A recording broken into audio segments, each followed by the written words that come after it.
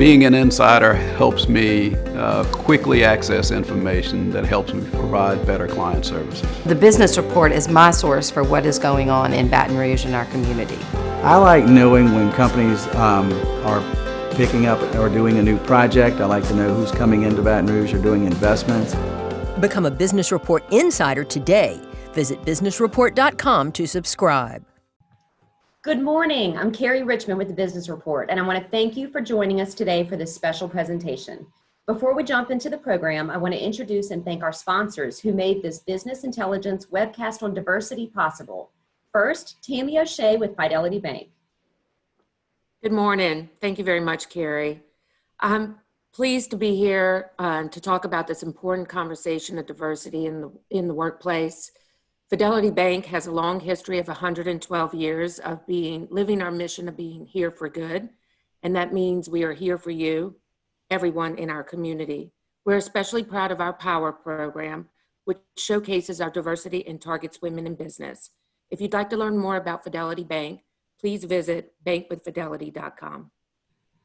Thank you, Tammy. And finally, Chadwick Cole with Spectrum Employee Services. Thank you, Carrie. And again, a big thank you to all of our panelists.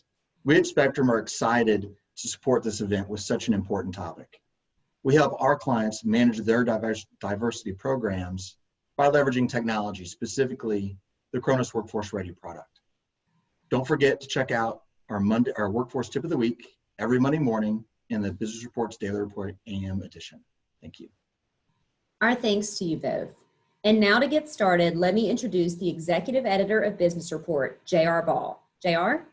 Good morning, and thank you for joining us for this webcast on building a stronger business through diversity. Our format will be a roundtable conversation with our three panelists that will include your questions. If you have a question, please use the question feature on the bottom bar of your Zoom, and we'll try to get to as many of those as possible in the time frame allotted. One other note, we will have a digital replay of this webcast later today, and you can access that through Business Report's Daily Report e-newsletter. We'll now introduce our three panelists. John Brown Jr., the Senior Vice President and Chief Human Resources Officer for Blue Cross and Blue Shield of Louisiana, is a seasoned healthcare executive who is recognized as a thought leader on employee engagement and recruitment, and has a champion of diversity, and is a champion of diversity in the workplace. Karen Bro, the Human Resources Director at Postal Wade in Netterville, has more than 3 decades of experience as a human resources professional. Among her duties at Postal Wade in Netterville is developing and maintaining policies, procedures, and strategic initiatives. She is the former president and a board member of the Greater Baton Rouge Society for Human Resource Management. And finally, Aaron Kilgore, a partner and labor and employment law attorney at Keene Miller, who represents local, national, and international clients in state and federal courts.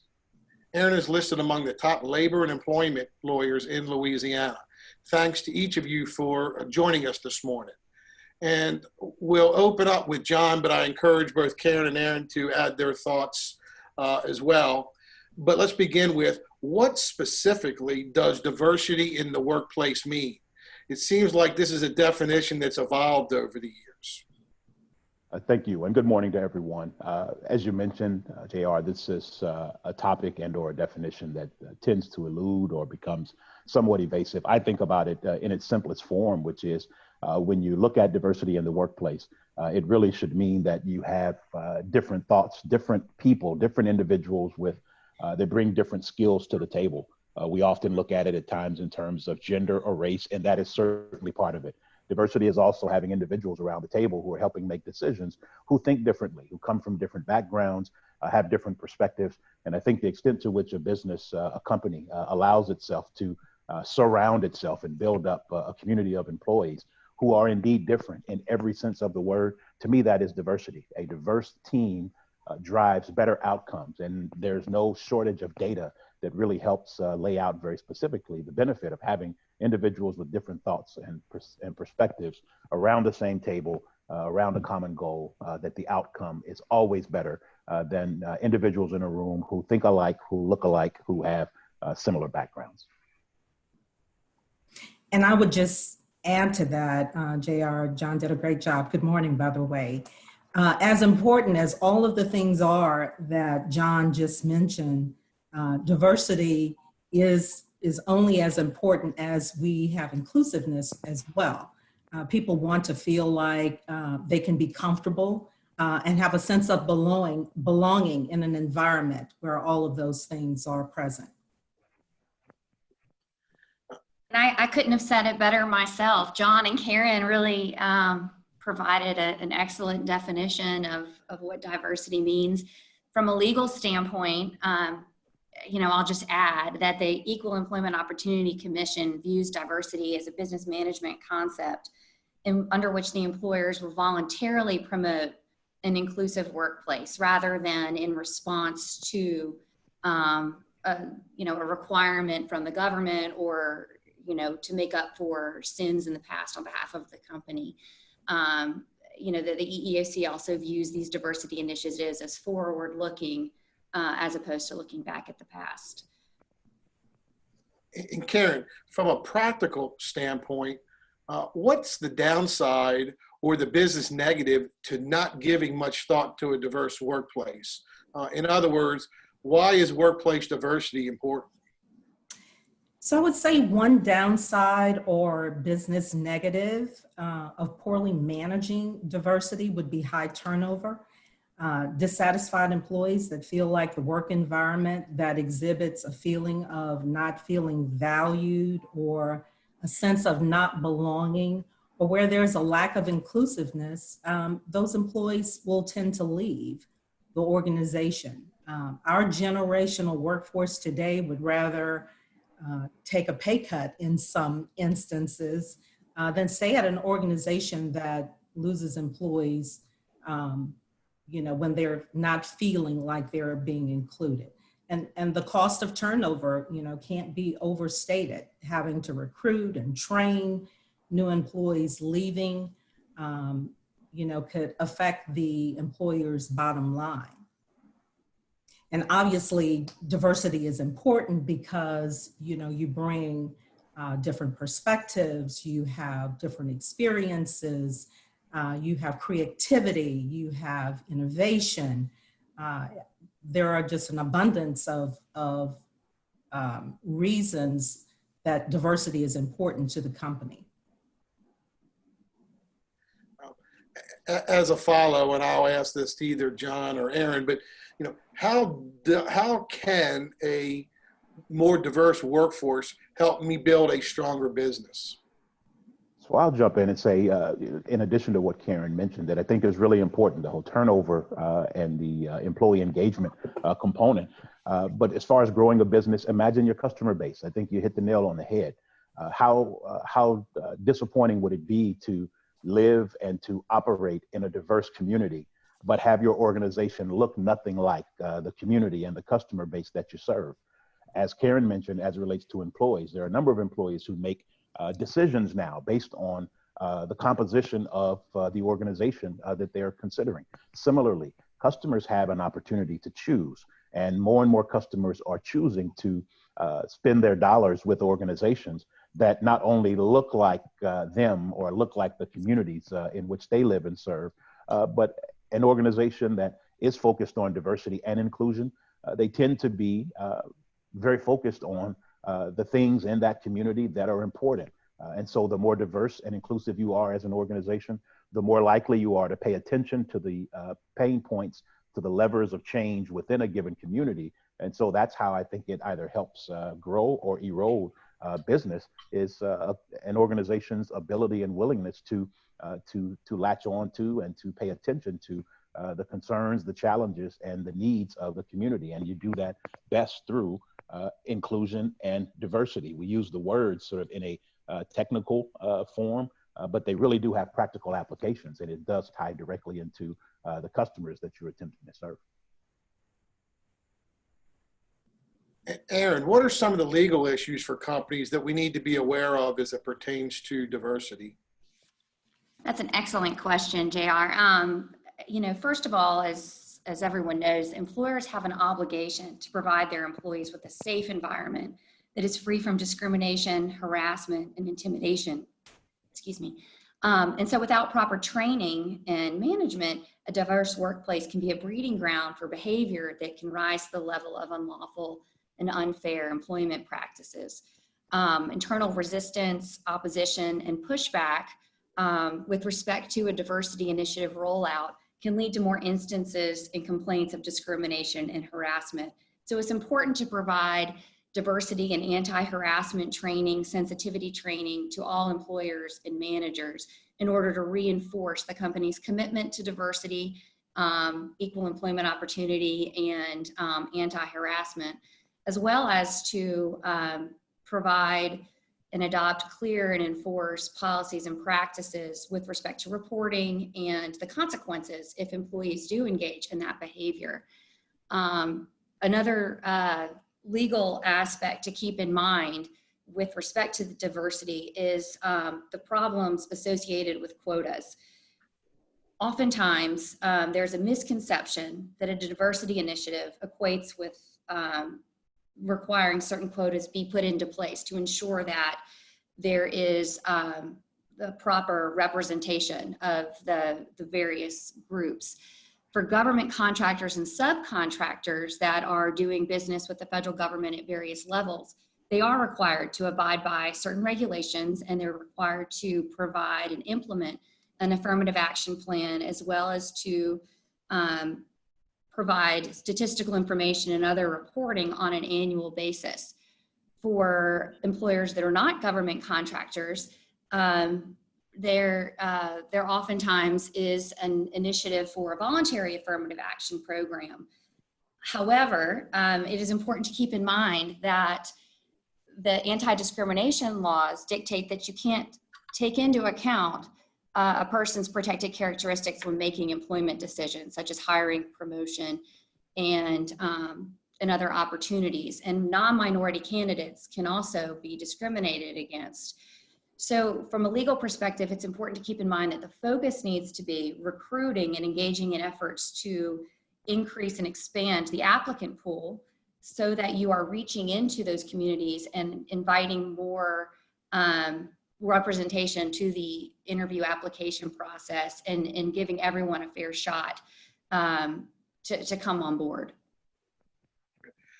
So one of the questions we've gotten is, well, in a community like Baton Rouge, where, let's face it, it is the business community at least, is largely dominated by older, usually white men.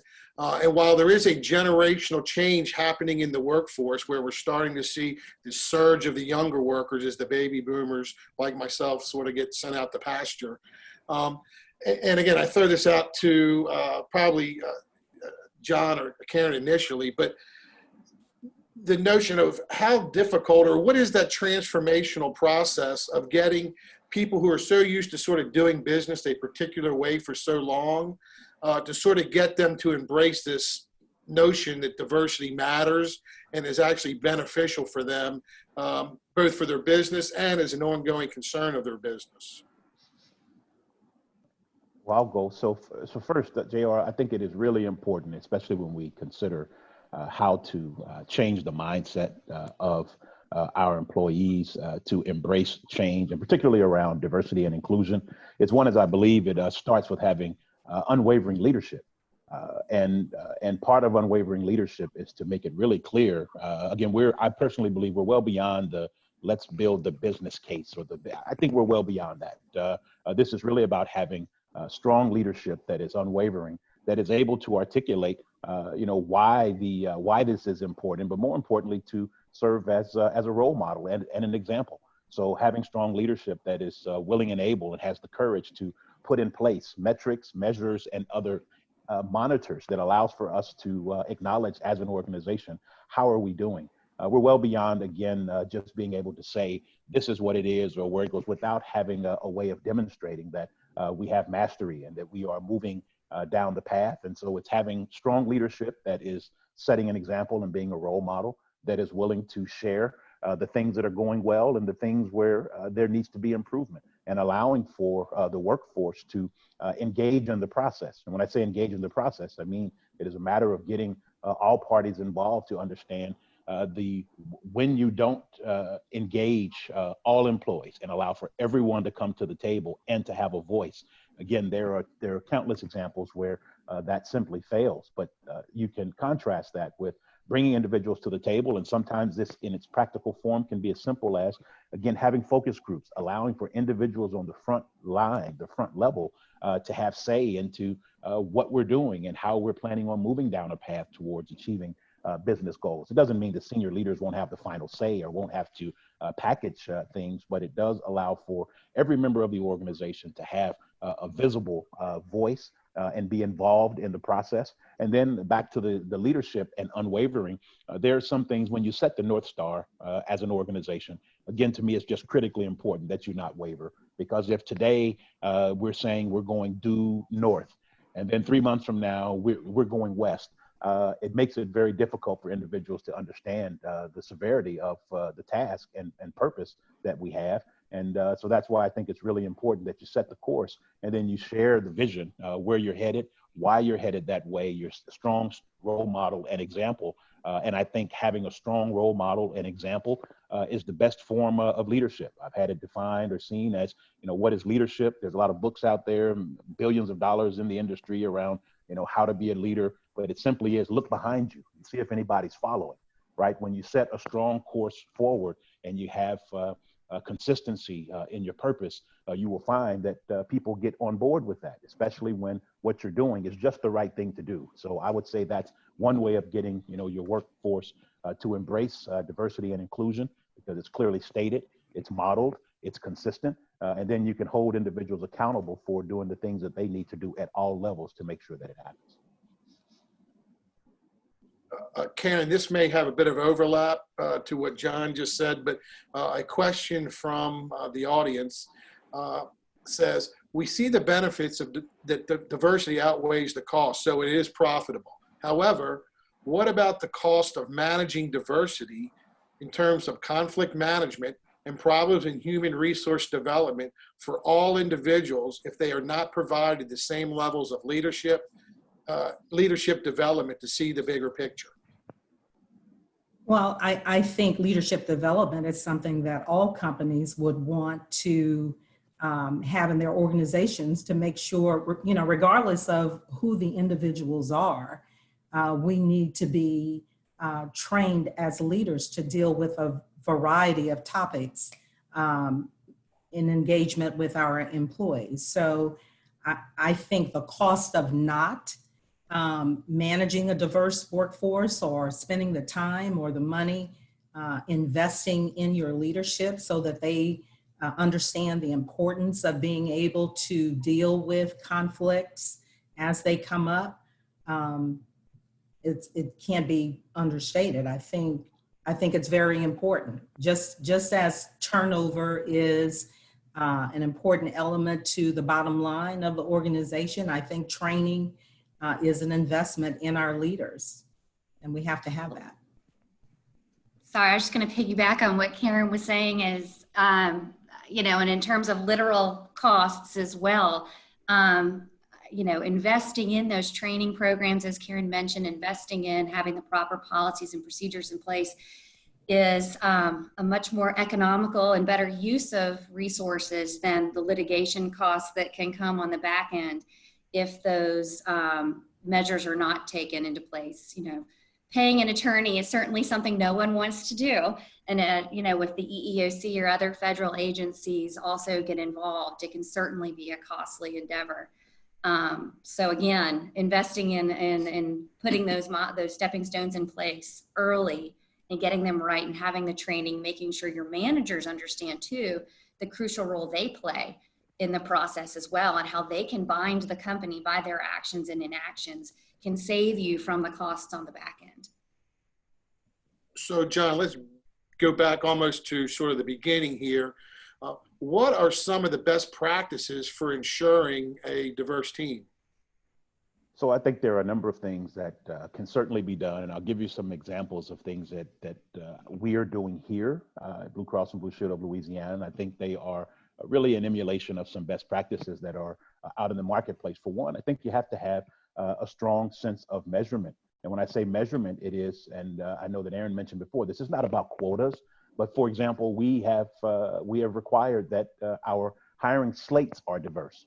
We're not talking about the individual that is hired, but that to the point of increasing a diverse pool, we require that the hiring slates of manager and above, that they are diverse. And again, you pick the best candidate always, but what we see sometimes in the general marketplace, and some of the things that we were challenged with years ago was folks were well intended, but even with good intentions, individuals oftentimes hire people who look like them or who think like them, and that's not going to get you towards a diverse and an inclusive environment. The others is, we measure things like our diverse supplier spend. We also do an annual survey where there is a D&I metric that a number of the questions we can come up with a D&I index where we measure that. And we also have implemented a few years back D&I awareness training. And this was not a 30-minute CBT. This was immersive 4-hour training for all employees, including senior leaders and our board of directors. And that, again, helped establish a baseline for us and an expectation, back to setting that North Star, that we are serious about this. And everything that we do is going to align with us and our desire and aspiration to be both a diverse and an inclusive organization. And the other thing that I would say as well, which is you have to not only monitor and measure, but then you have to also make it count. And when I say make it count, which is we held our senior leaders accountable for a number of these measures. It wasn't just, let's put it in place and put it on a report, look at it once a quarter, and then file it away. When you make it real to the senior leaders in the organization, again, what you measure is what gets done, right? What you monitor is what gets attention. So we made it very clear to our senior leaders that this is important. And because the extent to which we as senior leaders would take it seriously and really focus our energies on getting this right, we could see it start to permeate throughout the rest of the organization, where when you do your annual survey or you have intermittent conversations with employees, you hear very clearly, which is rewarding, that, man, I think you all get it, right? I think we're on the right path. And that's what you shoot for, where there are employees who are fully engaged, able to bring their A game to work every day, and they see it reflected through not only the words, but also the actions of their leadership team. And Karen, I'll go with you because John sort of answered from the Blue Cross perspective just in that previous answer. But from the audience, how are you helping your organization appreciate the need for dialogue around the importance of diversity and inclusion? What tangible or specific things are you doing at your organization to help employees see this important need to be diverse and inclusive in the workplace and across organizations, for example, leadership as well as individual contributors?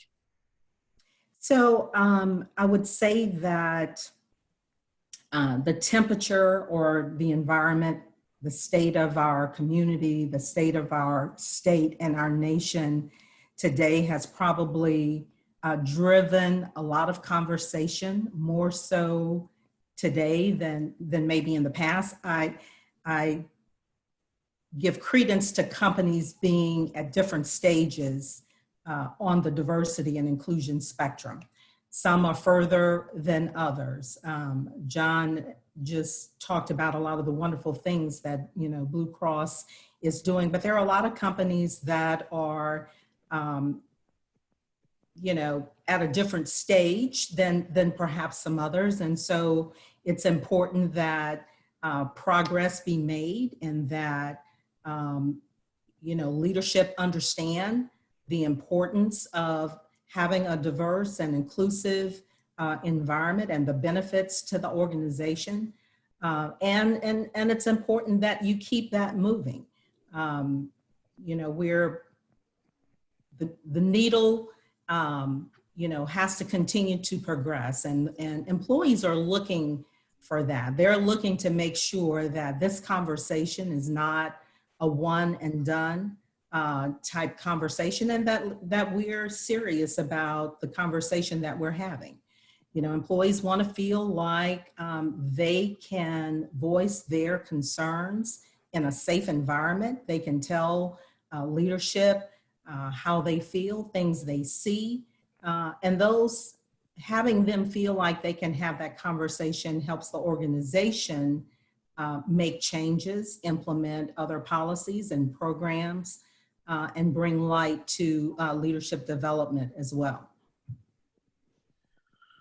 So Aaron, there's been a lot of references to policy and training this morning.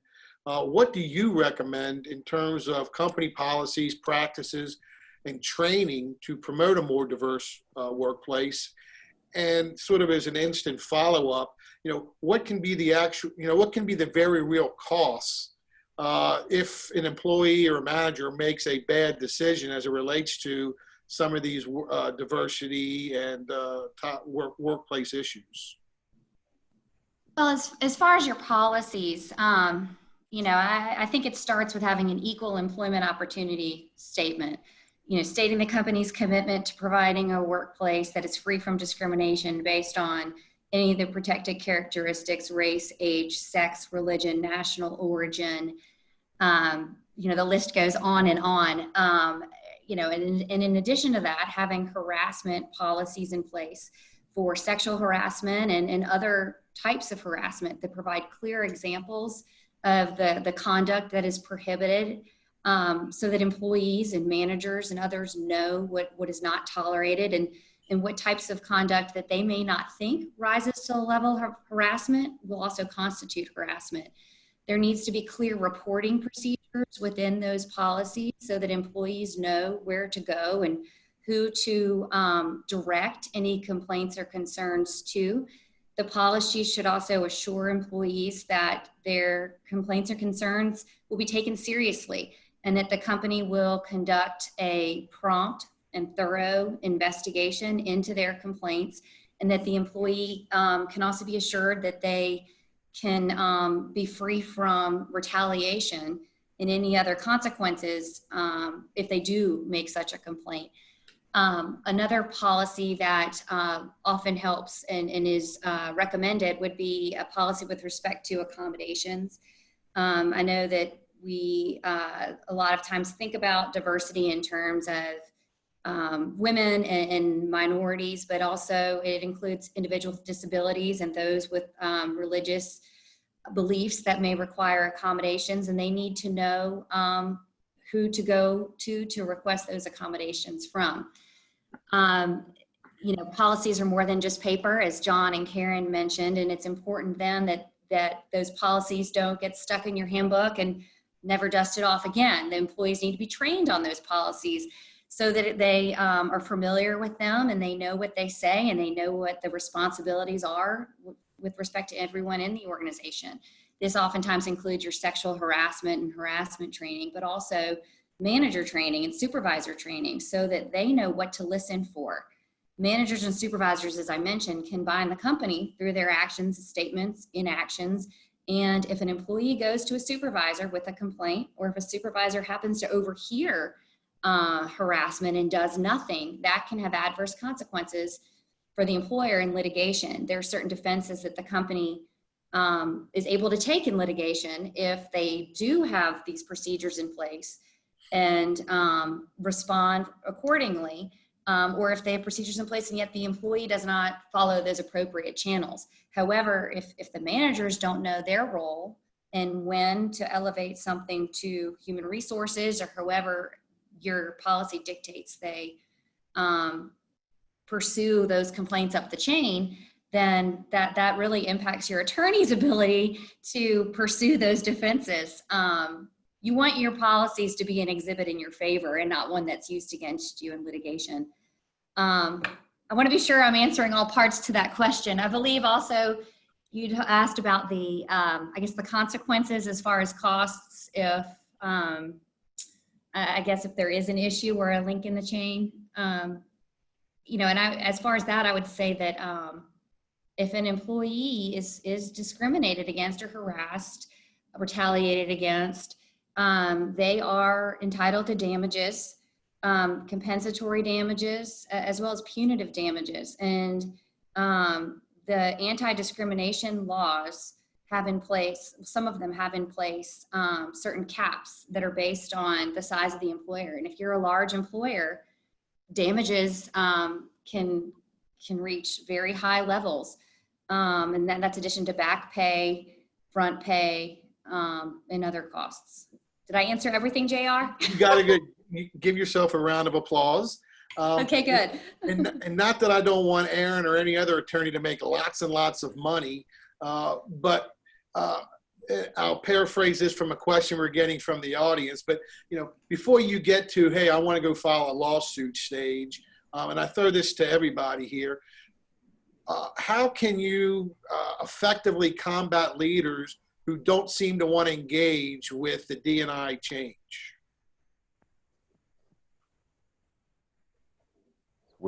So I'll go first. One of the first things, JR, is, it goes back to, I think, something I mentioned earlier.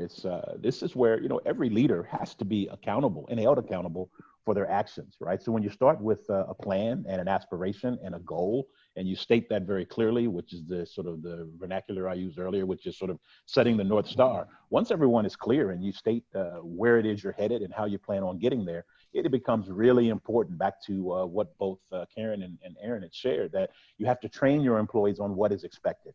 And once everyone has been trained and shown through example by all levels of leadership what is expected, this is about accountability. And for me, D&I is no different than any other metric, any other goal that you set for the organization. If leaders are not bought in to the extent that they're not following the path that has been laid out by the organization, then that's a conversation that needs to be held. And it needs to be handled no differently than if you were talking about performance, or if you were talking about other behaviors or actions.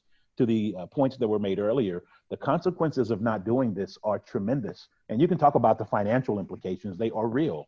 But you could also talk about the damage that it does to dozens, if not hundreds of other careers. I have seen over the course of my career, the actions of a single leader literally destroy the careers of dozens of others who reported to them. Not only were those individuals who reported to a disengaged leader, not only were they disengaged as employees, but it totally destroys their perception of what's a good company, what is a good leader. And you send them off, often they leave, and no question, but then you send them off with this distorted view of what corporate America is and what a good leadership team is. And I've just seen too many careers destroyed by the actions of individual leaders who just chose not to get on board. So how do you combat that? You have to set the goal, set the target, the aspiration, be really clear about what it is, and then hold individuals accountable. And this is individuals at all levels of the organization. So I don't get a pass because I'm the Chief Human Resources Officer. I have to behave and to respond and to act just as I would expect the entry-level non-exempt employee to behave. And so I think it's back to that consistency of behavior, the modeling of the behavior, but it really does, to me, comes down to accountability. Where there's accountability, then there can be an expectation that behaviors are meeting up to those expectations. And if not, it's okay for employees to declare that based on the environment that you've set, the culture that you've created, if it's not a fit, it doesn't make you a bad person, but it's not a fit. And so just back to wanting to be really clear that this is who we are, who we aspire to be. And if this is not the path that you want to be on, it is okay to be somewhere else, right? It doesn't make you a bad person, but I think it really does come down to accountability. Karen, I'll start with you. And again, others feel free to join in. But the question is, what specific metrics are you using to measure diversity, equity, and inclusion at your firms or businesses? So as I said earlier, I think different organizations are at different points on the spectrum. And so, recruiting, everything starts with, recruiting, how you're recruiting, what sources you're recruiting from, and measuring that applicant flow, making sure that as we bring candidates into the organization to be interviewed, that individuals are trained on how to interview candidates, and that we're not looking at race, gender, or ethnicity, and that we are evaluating candidates based on their experience and their skills.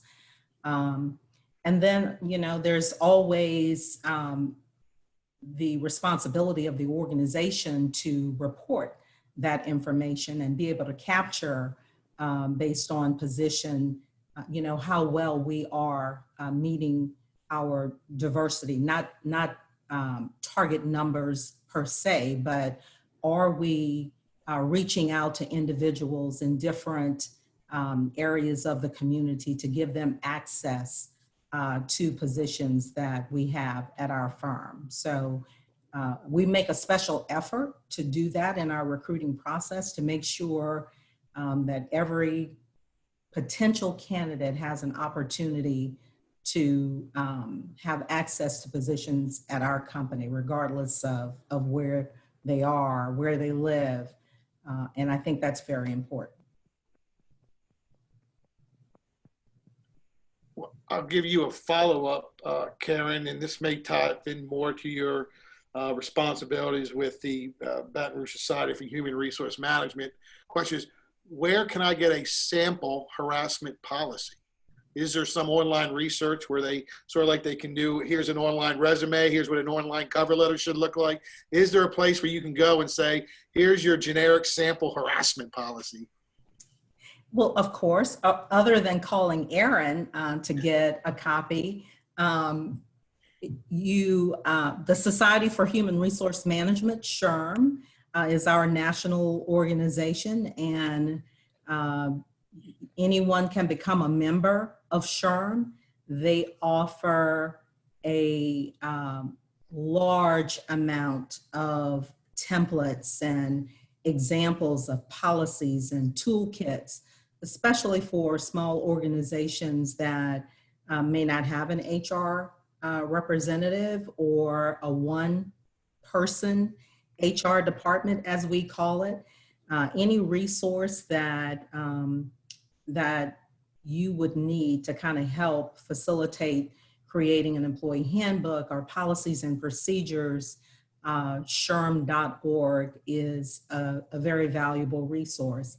And of course, just, locally, the affiliate chapter, we have 9 affiliate chapters in our state, and GBR SHRM is the local chapter here.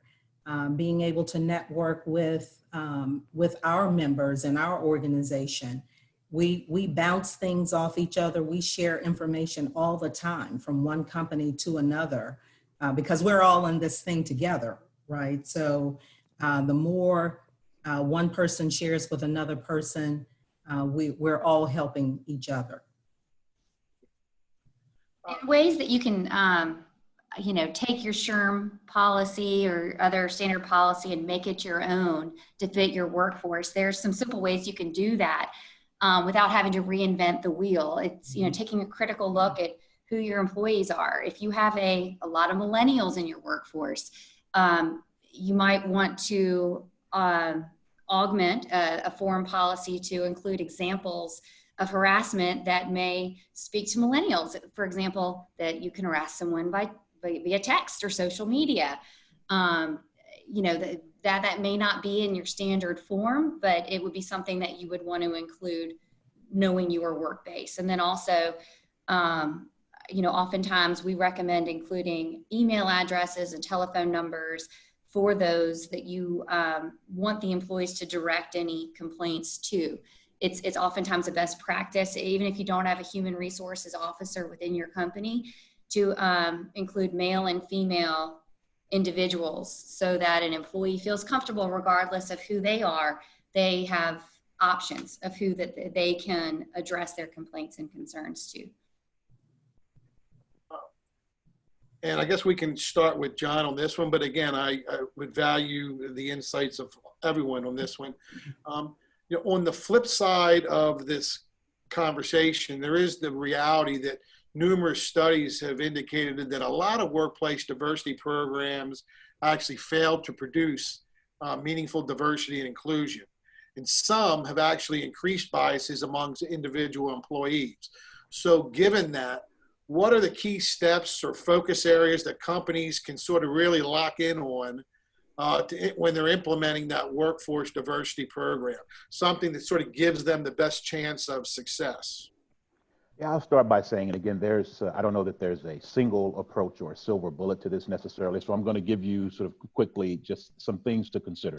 And as Karen mentioned earlier, look, I recognize that companies are in different places, all right? But here's some things that I would say should be considered. One is before you launch a program, before you launch training, I think the organization needs to sit down and really assess and align that this is the path that they intend on being on, because it's a marathon. It's not a sprint.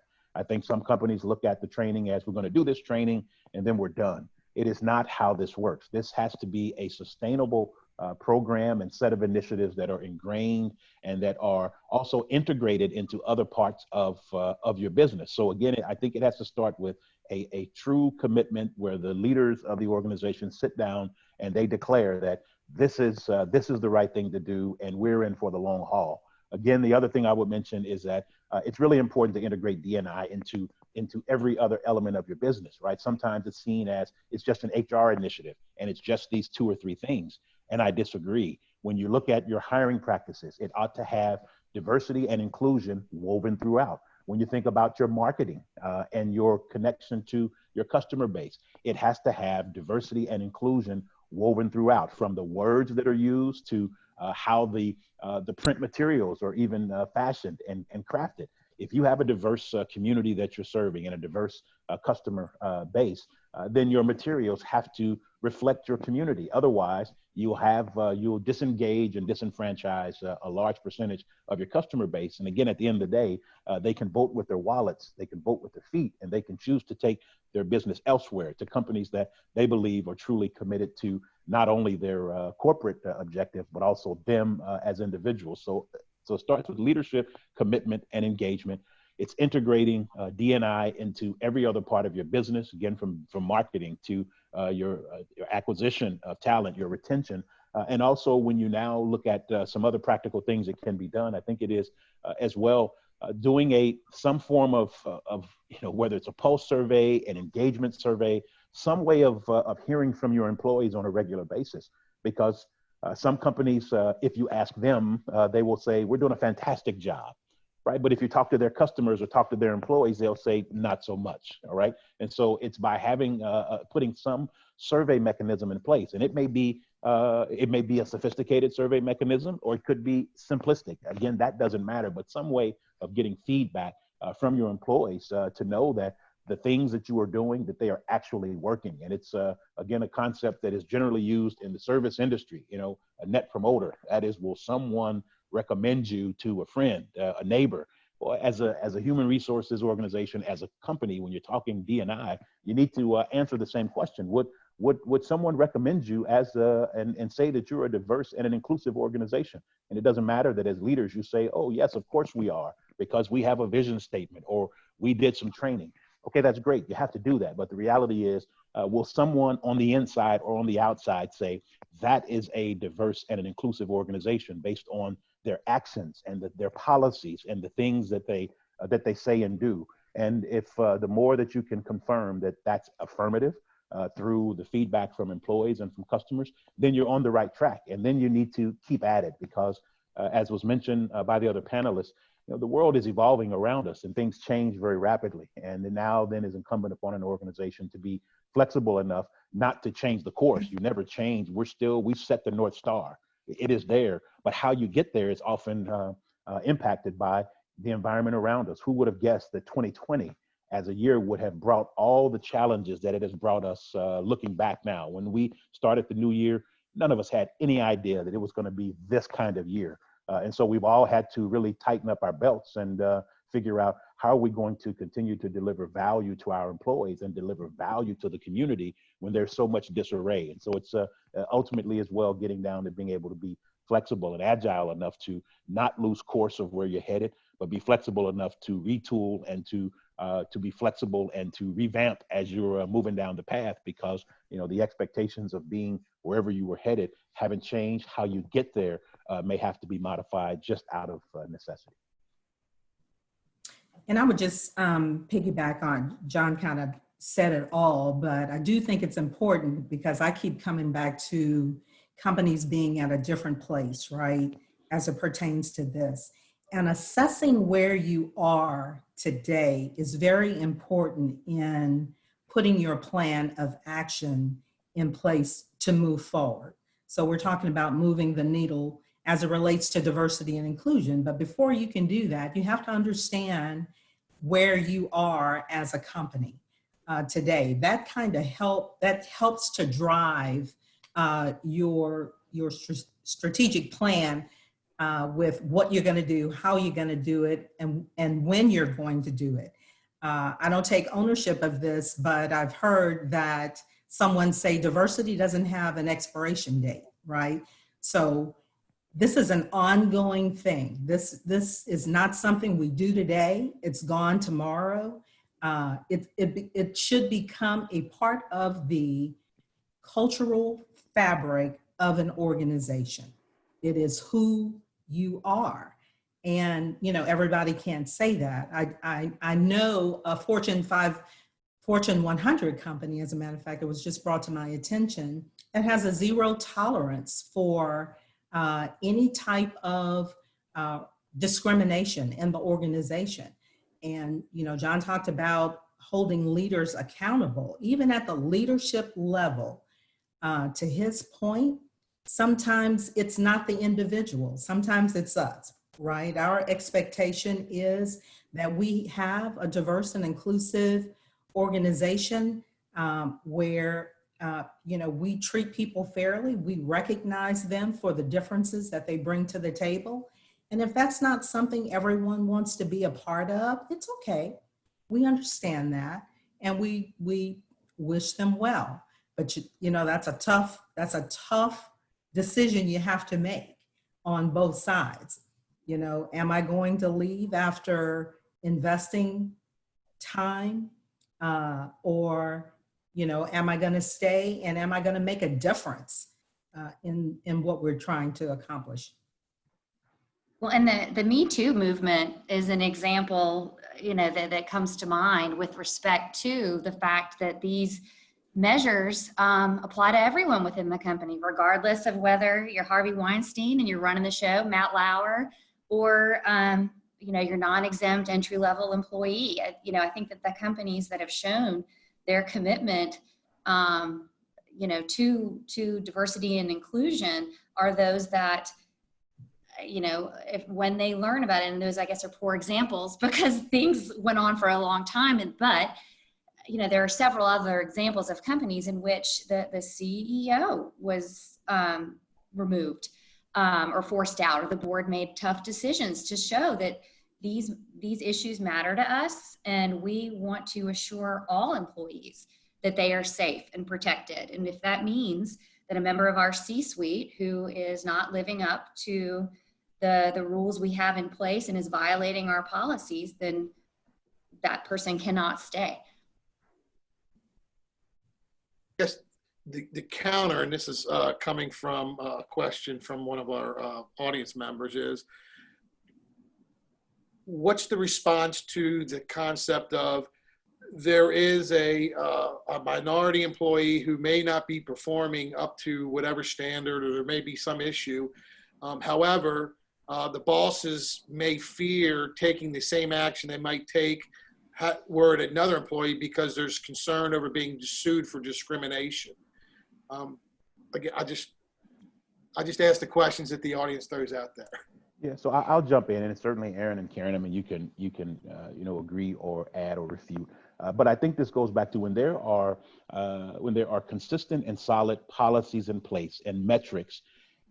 You cannot control or know whether someone is going to file a suit if they are terminated. But if you have metrics in place and everyone is treated the same, you cannot control whether someone files a suit, but you certainly can defend the fact that I took this same action with everyone who did these same things. It did not matter their age, it did not matter their race or their gender. So this really comes down to back to consistency from a corporate and a leadership perspective, that if the metric is X, then I'm holding everyone accountable to X. It doesn't matter level or anything else. And so if it turns out that not meeting the metric of X causes someone us to have to move towards termination, then it's back to as a leader, as a company, I can say for every employee that did not meet X, all the actions were taken consistently, regardless of the other factors. So I would encourage the leader or the person who placed the question to, it's real. I get it, right? The concern that, we're in, what if, right? What if this happens or that happens? I would say the best defense against anything is clarity of goals and metrics and consistency of application.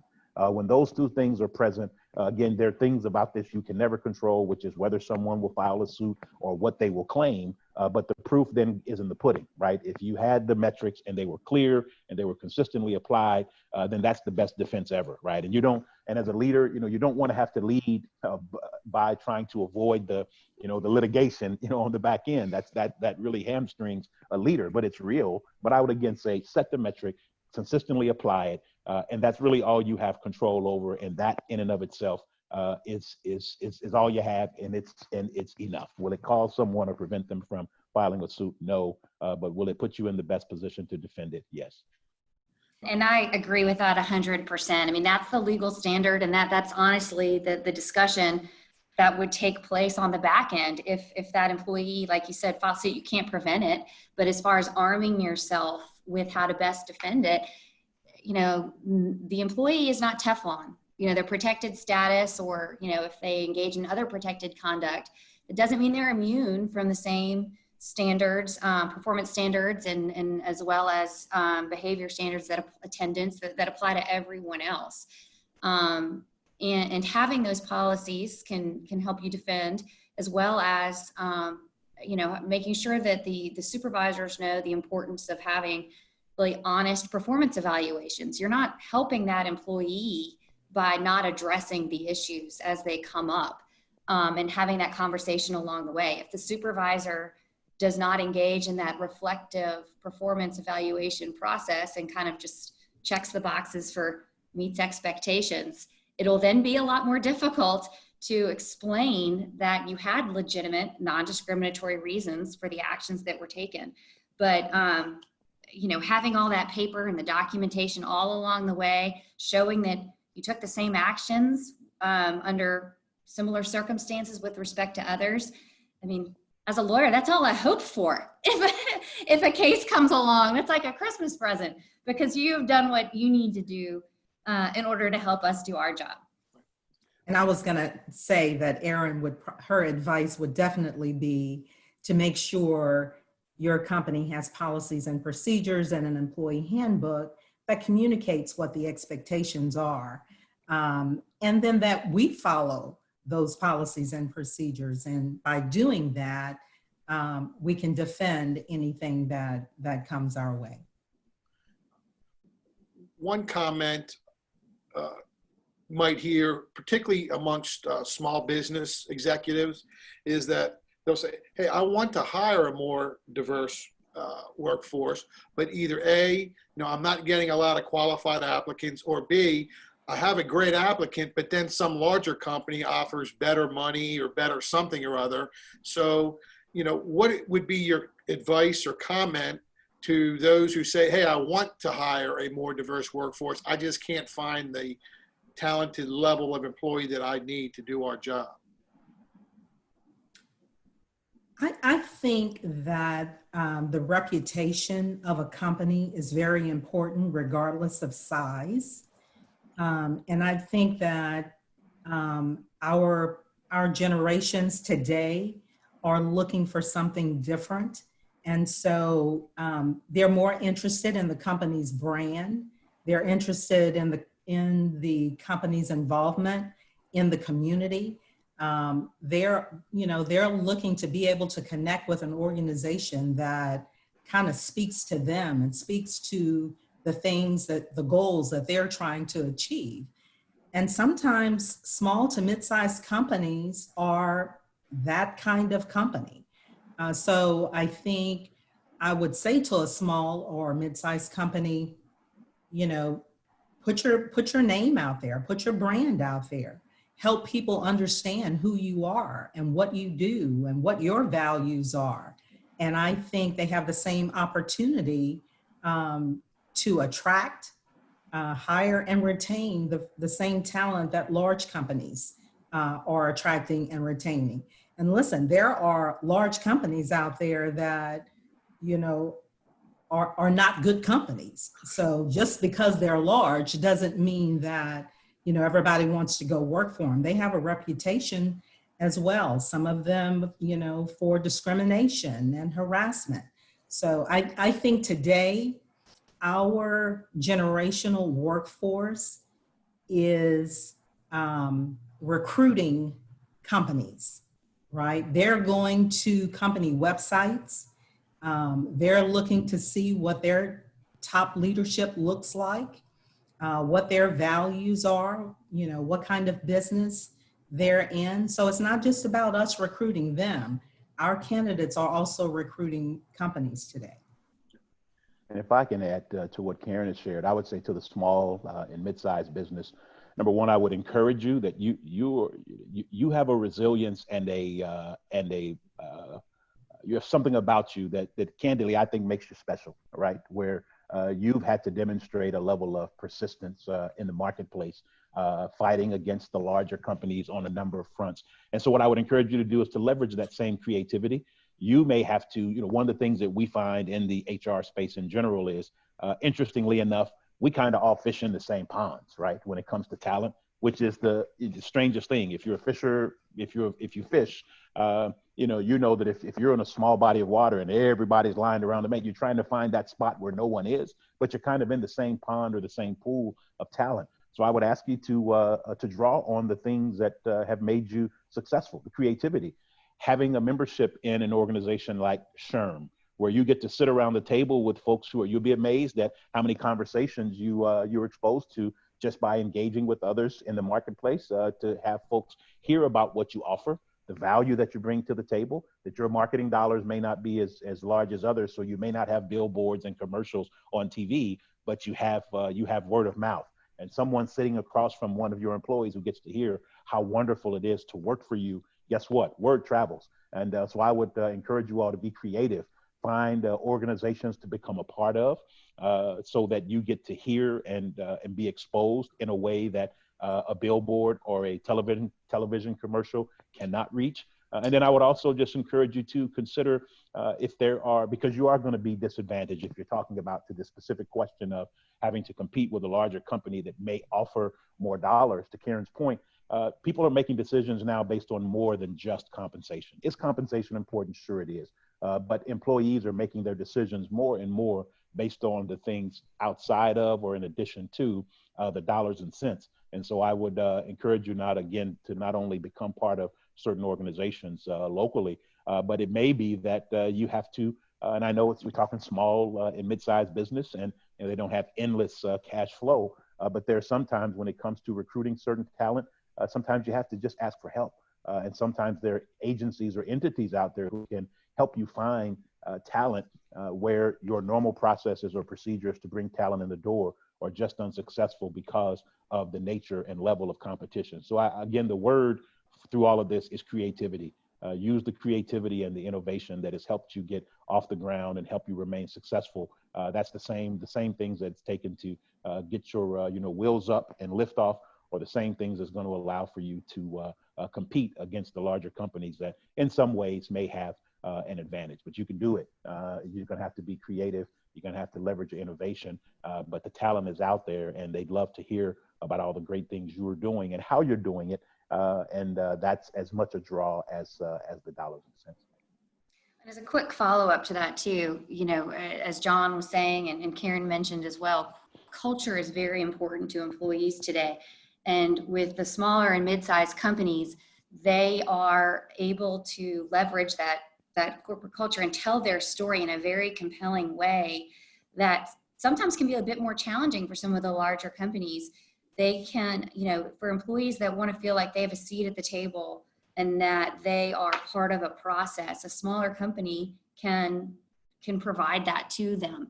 And I think, as everyone has been saying this morning, it's a matter of not being intimidated and including yourself within that pool of recruiters and recognizing the fact that employees may choose to go somewhere initially for the salary, but they stay because they like where they work and they like who they work with and they feel valued and respected. And some of that psychology can help you with that retention, regardless of your size.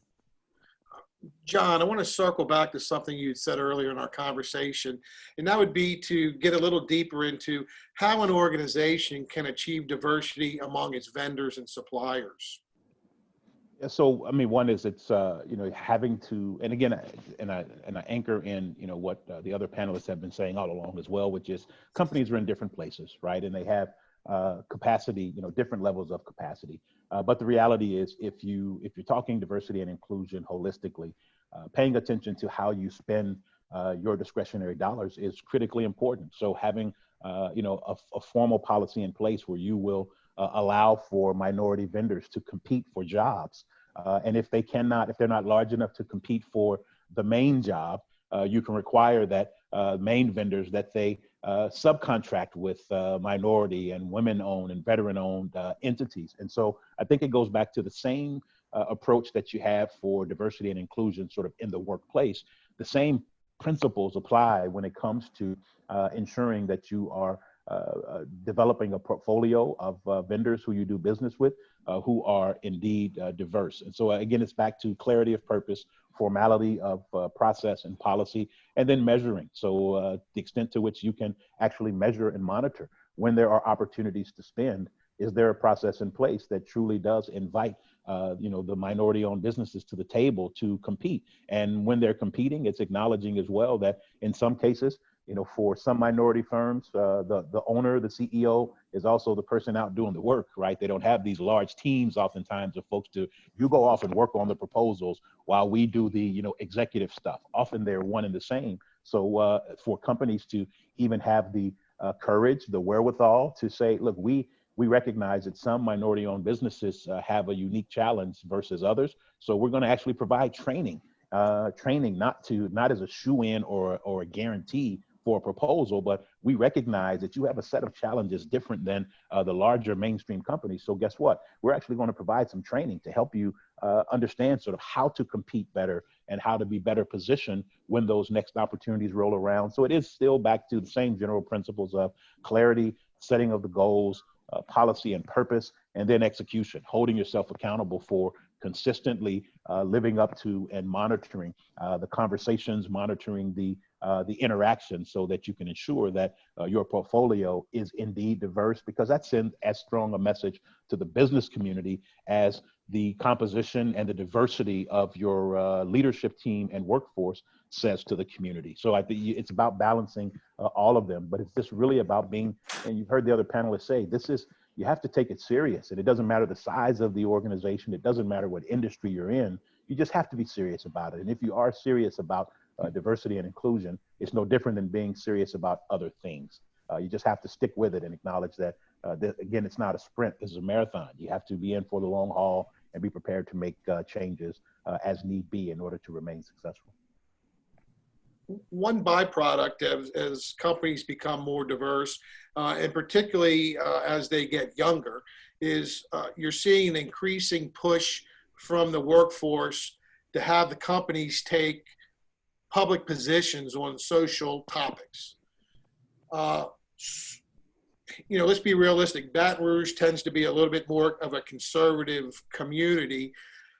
So what advice do you give to leaders, whether it be setting expectations or what to do when there is going to be that push that says, hey, when will our company take a public position on social topic X?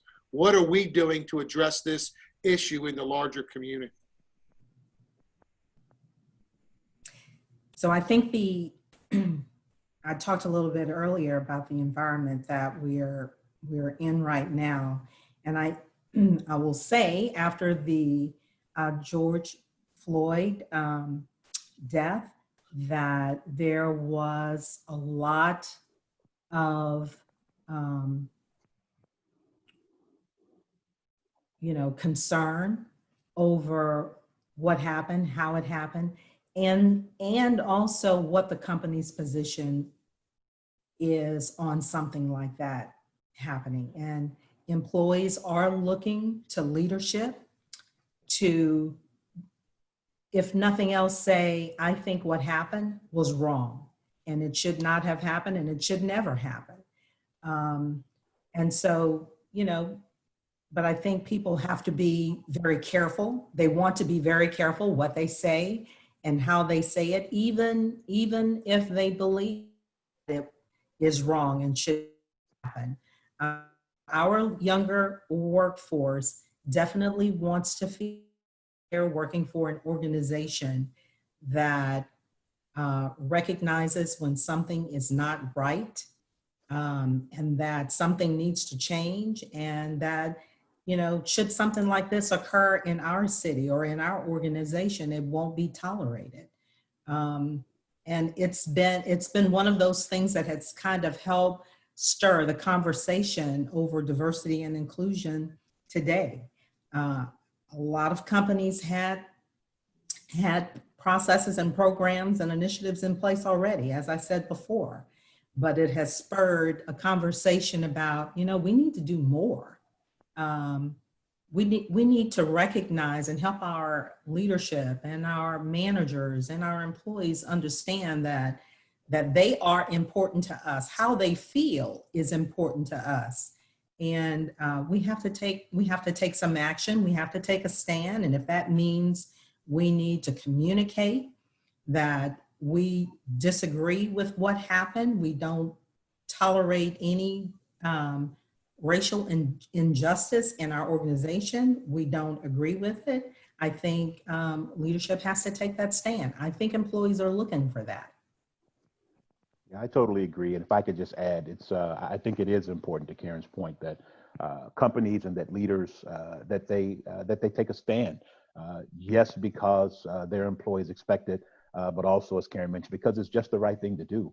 One of the things you have to provide, in addition to just taking the stand, is it's back to what we've been talking about all morning. That is, this is not a one and done thing. For some, what has happened recently in terms of race and the murders and other things that have been occurring, for some, it's been eye opening. For others, it's been a known part of lives for as long as some can remember. And so the point here is, as organizations, again, if we are serious about engaging our employees and making sure that they are comfortable, that they are working for a place, for a company that does not tolerate certain things, then just like we would put out a mission statement or our own objectives, you have to have the courage to say it and to write it down, right? Because otherwise it can easily be interpreted as those are just words, or you're just saying this in the cover of darkness, but you really don't mean it because you won't say it out loud. And again, it puts companies on notice that this is about also being thoughtful about what you say and what you share as well, right? It's not just some wild version of let me just say whatever. It has to be a very thoughtful approach to what it is you're saying, and more importantly, what are you going to do to back it up? Right. Mm-hmm. So I would say as well, for companies, it is critical that you do allow for conversation. Now is the time to have conversation. And I would encourage leaders and employees who may be online now listening, which is, I want to encourage you that, I've just heard it over and over where folks say, this is uncomfortable. I don't know what to say. To that, I will offer you two things, and they're both intended to encourage you. The first is, when you don't know what to say, perhaps it is time to listen. All right, that's number one. Number two is that you have had difficult conversations in the past. They may not have been about race, but if you have children, you have had to react to some text message you saw on their phone, or something you saw in the laundry when you were doing their laundry. If you have a significant other, you've had to, at some point over the course of your relationship, have a very difficult conversation for whatever reason. So my point and my encouragement to everyone is, while you may not have had to talk explicitly about race in the past, you've had to have difficult conversations, and you found a way to move through and navigate through those conversations because it was that important. So my message to you when it comes to the current race environment that we're in is that you are aware that you can do it, all right? And you don't have to do it alone. There are resources out there to help you. So I'm encouraging you to please have the conversations, because if without conversation, it does not get better. And if this does not get better, all of us in the business community, all of us, we're in trouble. If we can't get this right, we're all in trouble. We are not going to be able to work together and do the things that we have to. We're going to struggle to meet the needs of the community and our employees. And when one of us suffers, we're all at risk. And so this is something that we can do, but you can do it. You can do it. You've done it before. This is a different topic, yes, but you can do it. And I encourage you to please do so. And thank you for that. And as one who has an 18 and a 20-year-old at home, I can assure you there's difficult conversations happening on almost daily basis as they continue to think there are lavishly paid employees who don't have to do any work. But that's a whole nother conversation for another webcast. That's going to bring us to a close for today. On behalf of Business Report, I really want to thank all three of our panelists, John, Karen, and Aaron. Fantastic work, great insights, and much appreciation. A reminder to our audience that a digital replay of this event will be available later today on Daily Report. And, it's imperative that we take a moment. This would not have been possible today without our sponsors, Fidelity Bank and Spectrum Employee Services. Much thanks and appreciation to you both for making this possible. This was really some enlightening conversation today. And of course, thanks to those of you in the audience for giving us a bit of your time this morning. And to all, I say, have a great day.